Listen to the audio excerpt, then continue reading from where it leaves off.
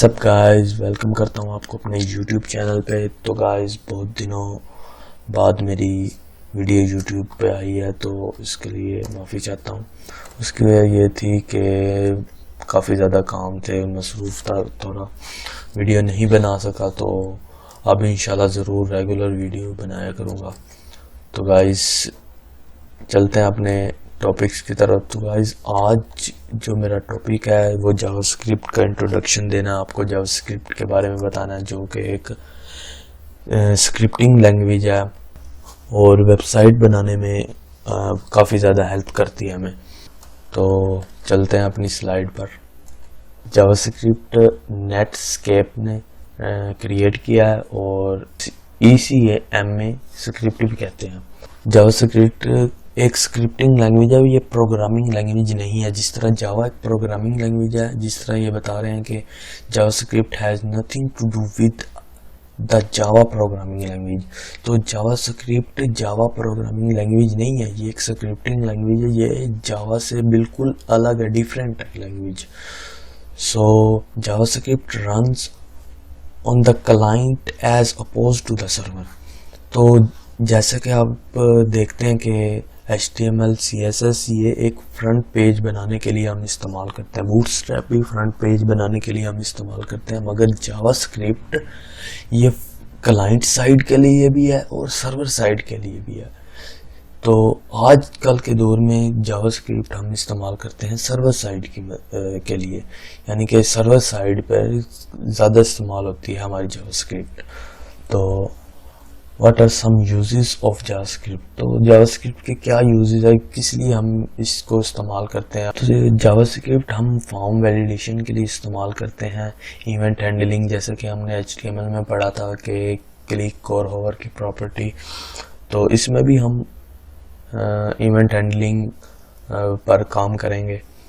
तो power HTML5 feature, जो कि बहुत इम्पोर्टेंट फीचर है जावास्क्रिप्ट का, तो इस पे भी काफ़ी ज़्यादा हम डिटेल में बात करेंगे। तो सर्च, फॉर्म ऑटो कंप्लीट और एनिमेशन, ये सब जावास्क्रिप्ट में इस्तेमाल होती हैं। तो गाइस, AJAX jQuery ये इसकी लाइब्रेरीज़ हैं, इसमें काफ़ी ज़्यादा आ जाती हैं। जेसन आ गई है और XML भी है। तो ये एक मुख्तलिफ लाइब्रेरी हैं। Adding JavaScript to an HTML page. So guys, JavaScript को हम सिंपल HTML पेज में लिखेंगे, और जिसकी मदद से हम event handling, click, hover, animation और अदर लाइब्रेरीज जो जावास्क्रिप्ट की हैं उनको रन कर पाएंगे। सबसे पहले मैं अपना सबलाइम ओपन करके आपको सिंपल एक इंट्रोडक्शन दे देता हूँ कि जावास्क्रिप्ट हमने HTML पेज पे कैसे लिखनी है। तो मैं अपने सबलाइम पे आया और एक न्यू फाइल क्रिएट करूँगा, index.html। तो गाइस, ये सिंपल सा आ गया, ये हमने लिख दिया यहाँ जावा स्क्रिप्ट। तो गाइस, जब आपने जावास्क्रिप्ट स्टार्ट करनी है तो आपने सबसे पहले उसको स्क्रिप्ट में के टैग में लिखना है। सो गाइस, अभी यहाँ पे कुछ भी नहीं है। तो गाइस, इस वेब पेज पे हमने कुछ पैराग्राफ, HTML, हेडिंग्स वगैरह और एनिमेशन और होवर, क्लिक, फॉर्म वैलिडेशन, ये अगर हमने शो करवाना हो तो हमें स्क्रिप्ट के अंदर हमें अपने फंक्शन परफॉर्म करने होते हैं।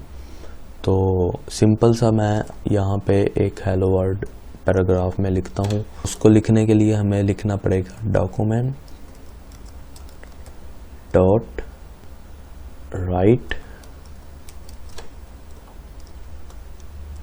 यहाँ पे आपने जो लिखना होगा, फॉर एग्जांपल मैं लिख देता हूँ हेलो